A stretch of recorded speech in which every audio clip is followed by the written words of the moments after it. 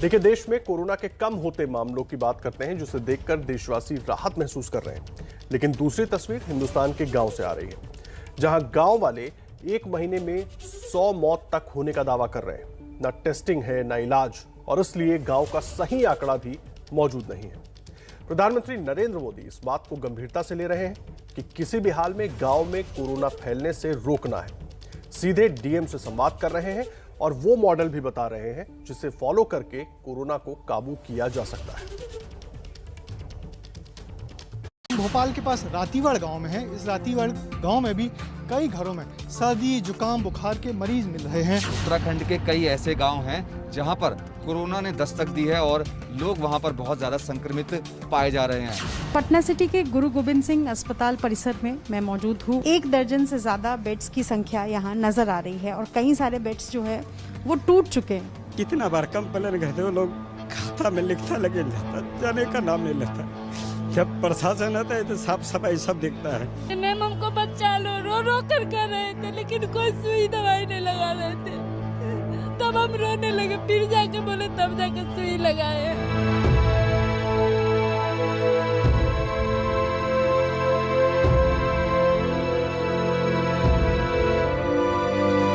जो गौनर गांव है, ये सरदार नगर ब्लॉक का गांव है। इस गांव में बीते 1 महीने में 45 लोग और बीते करीब 2.5 महीनों में 100 से ज्यादा लोगों की मौत हुई है। हारी में गांव का एक और घर है जाकिर का। जाकिर के घर में 2 दिन के भीतर 3 लोगों की मृत्यु हुई है। एक ही बेटा था जी मेरा, यही हमारा चला गया।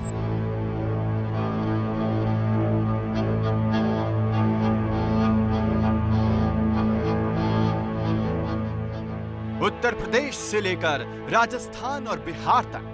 मैं इस वक्त खड़ा हूँ राजस्थान के सीकर जिले के छोटी लोसल के एक प्राथमिक स्वास्थ्य केंद्र पर। आप देख सकते हैं कि इस वक्त इस प्राथमिक स्वास्थ्य केंद्र पर ताला जड़ा हुआ है। ऐसे में तकरीबन 3,500 की आबादी वाले इस गांव में साधारण बुखार, सर्दी, जुकाम या छोटी मोटी बीमारी का इलाज करने के लिए भी कोई दवा देने वाला नहीं है। 8-10 मौतें हो चुकी हैं यहाँ पे कोरोना की वजह से, तो उनकी सैंपलिंग के लिए हमारे को एसडीएम साहब, तहसीलदार साहब के पास फोन करना पड़ता है। 5 दिन से नंबर आता है। फतेहपुर, दरभंगा, उन्नाव के मैदानी इलाकों से लेकर उत्तराखंड में चमोली के पहाड़ों तक हर कोने में देश के तमाम गांव कोरोना के कहर से जूझ रहे हैं। इस वक्त हम पहुंचे हैं चमोली के गौणा गांव में और यहाँ पर भी 13 लोग पॉजिटिव पाए गए हैं। वो भी तब जब यहाँ के लोगों ने प्रशासन को बताया। टेस्टिंग नहीं हो पाया ढंग से, क्योंकि वो आगे से बताया जा रहा है कि यहाँ पे टेस्टिंग की कमी है, वैक्सीनेशन नहीं हो पा रहा है। बहुत ही नाजुक स्थिति में है। पंजाब चले जाइए या फिर हरियाणा, यूपी के बागपत को देख लीजिए या फिर राजस्थान में अजमेर से सटे गांव को, सिर्फ जगह का नाम बदल रहा है, हालात जस के तस बने हुए हैं। 100 से कम नहीं मरे हैं सर, ऐसे तो गिनती नहीं है। 100 से ज्यादा हैं, 100 से कम नहीं है। कितने दिन में? करीब 1 महीना 15 दिन के अंदर में। कोरोना से हमारे गांव में 3 से 4 मौतें तो भी हो चुकी है, जिनका बेसिकली उनका इलाज वहाँ हॉस्पिटल में हुआ था और हॉस्पिटल में उनकी डेथ हो गई थी। लोग डरे हुए हैं और डरना भी वाजिब है। घरों से नहीं निकल रहे हैं लोग, बाग एहतियात भी बरत रहे हैं। बिहार के मुजफ्फरपुर के सकरा ब्लॉक में 27 दिन के भीतर 36 लोगों की मौत के बाद से पूरा गांव दहला हुआ है। 27 दिन हुआ है। 27 दिन में हमारे यहाँ 36 मरे हैं, जिसमें से कुछ लोग बूढ़े भी थे। बहुत से लोग ऐसे थे जिनको सर्दी, खांसी, बुखार हुआ, गए प्राइवेट में इलाज कराए, ऑक्सीजन लगाए। ये यूपी के फतेहपुर जिले के ललौली गांव की तस्वीर है, जहां कोरोना जैसे लक्षणों के बाद 100 से ज्यादा मौत का दावा किया जा रहा है। 50,000 से ज्यादा आबादी वाले इस गांव में हर तरफ मौत की दहशत पसरी हुई है। ललौली ग्राम सभा में 10 से ज्यादा कब्रिस्तान हैं, जहां शवों को दफनाया गया है। गांव वालों के मुताबिक एक परिवार में 4 मौतें तक हुई हैं। इतनी मौतों की बात सुनकर सबसे पहले गांव में स्वास्थ्य व्यवस्था के इंतजाम का ख्याल आता है। इंतजाम कितना दुरुस्त है ये बता रही है ये प्राथमिक स्वास्थ्य केंद्र की ये तस्वीर, जहां ऑनलाइन मरीजों को देखा जाता है, लेकिन कुछ घंटों बाद यहां ताला लटका मिलता है। इमरजेंसी भर्ती कहाँ करेंगे, अस्पताल ही बंद पड़ा हुआ है। इतना बड़ा ताला लगा हुआ है, आप देख सकते हैं कितने बड़े यहाँ पे ताला लगा हुआ है। वैक्सीन जो लग रही कोरोना का आजकल यहाँ लगती है, कुछ नहीं होता, कुछ नहीं हो रहा है यहाँ। और कोरोना की जांच कुछ नहीं हो रहा है यहाँ। जब कुछ होएगा तो बोलेंगे ना, जब कुछ है ही नहीं है तो क्या होगा। यहाँ तो ना आदमी आता है, डॉक्टर नहीं है कोई, ना कोई वैक्सीन है, ना कोई दवा है, ना कोई कुछ है। इमरजेंसी होने पर मरीज को यहाँ से 45 किलोमीटर दूर बांदा या फिर 85 किलोमीटर दूर कानपुर लेकर भागना पड़ता है। यूपी के बाद राजस्थान के गांव का हाल बताने वाली ये तस्वीर अजमेर से सटे गांव से आई है। सड़क के दोनों तरफ मकान दिखाई पड़ रहे हैं, लेकिन इंसान का नामो निशान नहीं है। अजमेर के पास सोमलपुर गांव में लोग डरे हुए हैं, क्योंकि पिछले 50 दिनों में यहां 45 लोगों की मौत के मामले सामने आए हैं। मैदान ही नहीं, पहाड़ भी कोरोना के प्रकोप के आगे पस्त पड़ रहे हैं। एबीपी न्यूज संवाददाता मनोज वर्मा 1500 की आबादी वाले उत्तराखंड के चमोली के गौड़ा गांव में मौजूद थे, जहां सिर्फ 150 लोगों का कोरोना टेस्ट हुआ और उसमें से 13 पॉजिटिव निकले हैं। टेस्ट भी तब हुए जब बार बार प्रशासन से अपील की गई। जो उत्तराखंड के पहाड़ी इलाकों में जो गांव बसे हुए हैं, उन सबकी यही कहानी है। स्वास्थ्य सुविधाएं पूरी तरीके से प्रशासन की तरफ से यहाँ पर नहीं पहुँच पा रही है। यही वजह है कि टेस्टिंग नहीं हो पा रही है। हमने यहाँ पे अलग से पोस्टर लगा दिए गए हैं। जो व्यक्ति बाहरी व्यक्ति आ रहा है उसको हमने यहाँ पे स्कूल में होम क्वारंटीन करने के लिए व्यवस्था बना रखी है खुद से। सरकार की इसमें कोई वो नहीं है, व्यवस्था नहीं है। ये गांव चमोली से 35 किलोमीटर दूर है। गांव की सड़कें खराब है, एम्बुलेंस की कोई व्यवस्था नहीं है।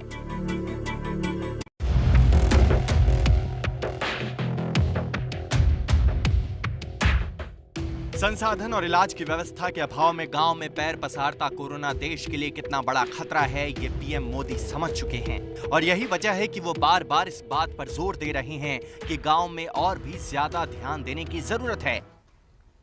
सारी आशंकाएं एक प्रकार से आत्मविश्वास में बदल जाती है। आपकी मौजूदगी से, आपके संवाद से गांव में ये डर निकल जाता है कि कुछ हो गया तो हम कहां जाएंगे, हमारा क्या होगा। आपको देखते ही सारा मन उसका बदल जाता है। इससे लोगों में साहस के साथ ही अपने गांव को बचाने की जागरूकता भी बढ़ती है। प्रधानमंत्री मोदी ने कहा कि जिस तरह वायरस बार बार अपना रूप बदल रहा है, ठीक उसी तरह हमें भी वायरस से निपटने के लिए अपने तरीके बदलने होंगे।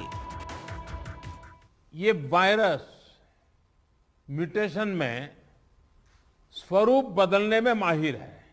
एक प्रकार से बहुरूपिया भी है और ये वायरस धूर्त भी है।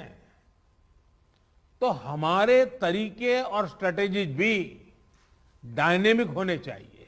आपके जिले की चुनौतियां यूनिक होगी, इसलिए आपके समाधान भी उतने ही यूनिक होने चाहिए।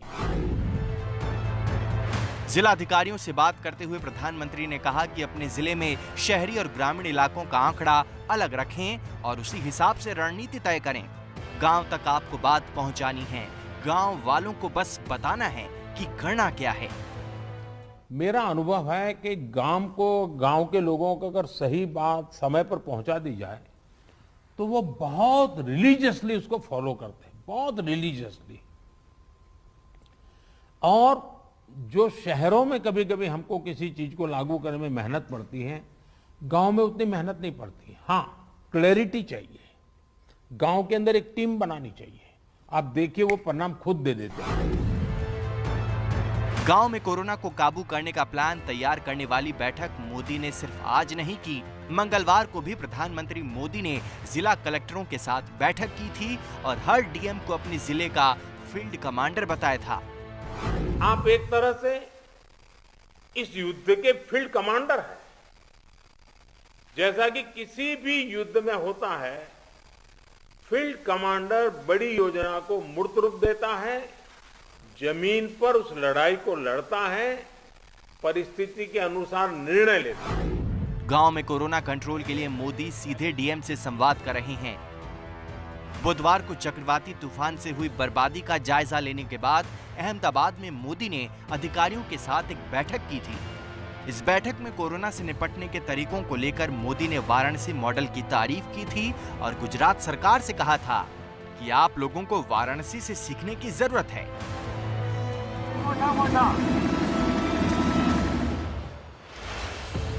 आखिर प्रधानमंत्री के संसदीय क्षेत्र वाराणसी में ऐसा क्या हुआ जिसके मॉडल की चर्चा शुरू हो गई?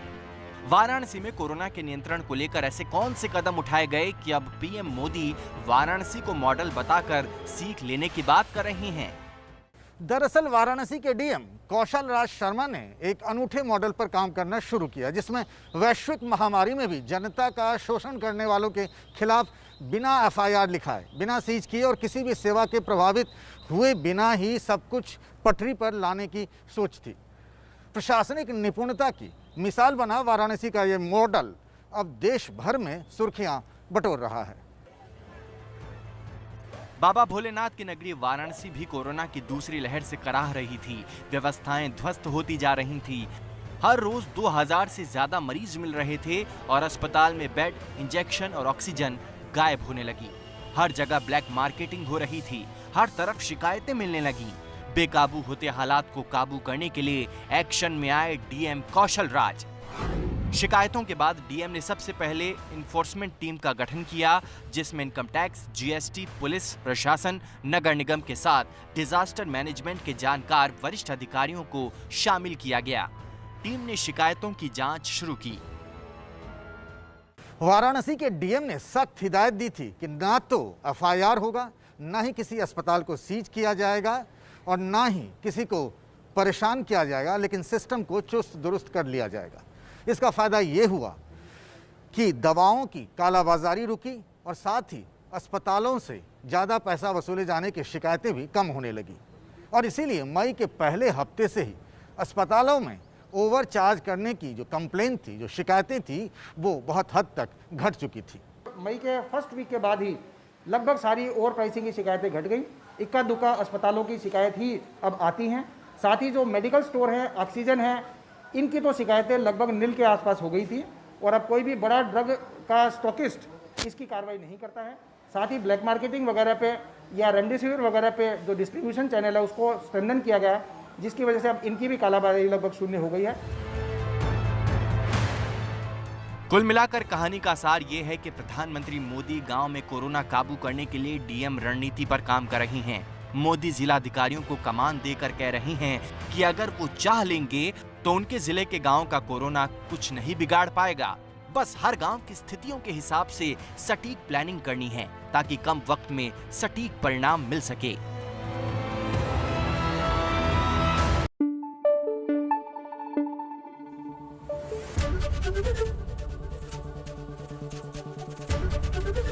एबीपी न्यूज आपको रखे आगे।